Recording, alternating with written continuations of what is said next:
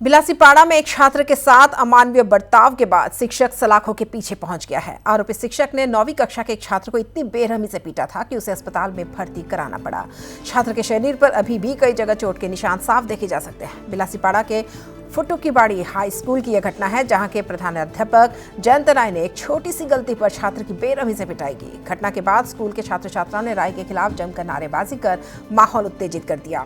बाद में रानीगंज पुलिस ने स्कूल में पहुंचकर प्रधानाध्यापक को हिरासत में लिया और उसे थाने ले गई।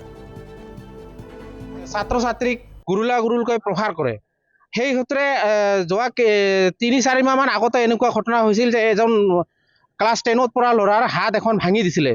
তাৰপিছত আমাৰ ফুটকিবাৰীৰ ৰাইজে আমি মিলি তেখেতৰ এটা ভাল সুবিচাৰ কৰি তেখেতে যাতে আৰু ভৱিষ্যতে এনেকুৱা কাম নকৰে।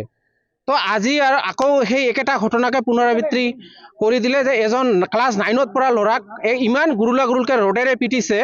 রোডেৰে পিটি পিটি তেওঁক একদম হাত এখন পংগু বনাই দিছে। এতিয়া এই ল'ৰাজনৰ ভৱিষ্যতটো কি হয় আমি ক'ব পৰা নাই। ডক্টৰ অলৰেডি মেডিকেলত ট্ৰিটমেণ্ট চলি আছে।